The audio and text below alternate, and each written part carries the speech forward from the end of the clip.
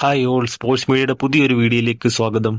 പാകിസ്ഥാനെതിരെ ഇന്ത്യക്ക് മിന്നും ജയം. 61 റൺസിന് പാകിസ്ഥാനെ പരാജയപ്പെടുത്തി ഇന്ത്യ ട്വന്റി വേൾഡ് കപ്പിന്റെ സൂപ്പർ 8 ക്വാളിഫൈ ചെയ്തിരിക്കുന്നു.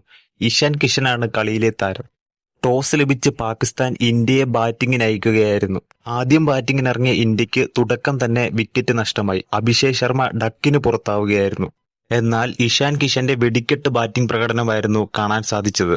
40 പന്തിൽ 10 ഫോറുകളും 3 സിക്സറും ഉൾപ്പെടെ 192 സ്ട്രൈക്ക് റേറ്റിൽ 77 റൺസാണ് ഇഷാൻ കിഷൻ അടിച്ചത്. പവർ പ്ലേയിൽ തന്നെ ഇഷാൻ കിഷൻ ഇന്ത്യക്കായി മികച്ച ഒരു സ്കോറാണ് സമ്മാനിച്ചത്. എന്നാൽ ഇഷാൻ കിഷന്റെ വിക്കറ്റിന് ശേഷം ഇന്ത്യ ഒന്ന് പതറുന്നതാണ് കാണാൻ സാധിച്ചത്. തിലക് വർമ്മ 24 പന്തിൽ 25 റൺസ് പുറത്തായപ്പോൾ സൂര്യകുമാർ യാദവ് 29 പന്തിൽ 32 റൺസിന് പുറത്തായി. എന്നാൽ ഹാർദിക് പാണ്ഡ്യ ഗോൾഡൻ ഡക്കിനായിരുന്നു പുറത്തായത്. അവസാന നിമിഷം ശിവൻ ദുബെയും റിങ്കു സിംഗും മികച്ച പ്രകടനം കാഴ്ചവെച്ചു. ഇതോടെ ഇന്ത്യ 20 ഓവറിൽ 175 റൺസാണ് നേടിയത്. 176 റൺസ് പിന്തുടർന്നു വന്ന പാകിസ്ഥാനെ ഇന്ത്യ 114 റൺസിന് ഓൾ ഔട്ട് ആക്കുകയായിരുന്നു.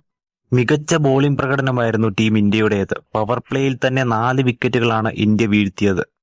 ആദ്യ 4 ബാറ്റ്സ്മാൻമാർക്ക് 2 അക്കം പോലും കടക്കാൻ സാധിച്ചിരുന്നില്ല. ഹാർദിക് പാണ്ഡ്യ, അക്ഷർ പട്ടേൽ, വരുൺ ചക്രവർത്തി, ജസ്പ്രീത് ബുംറ എന്നിവർ 2 വിക്കറ്റ് വീതവും കുൽദീപ് യാദവ്, തിലക് വർമ്മയും 1 വിക്കറ്റ് വീതവും നേടി.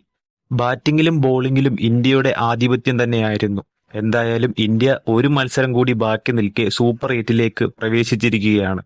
അടുത്ത മത്സരം നെതർലൻഡുമായിട്ടാണ്. 18-ാം തീയതിയാണ് ആ മത്സരം.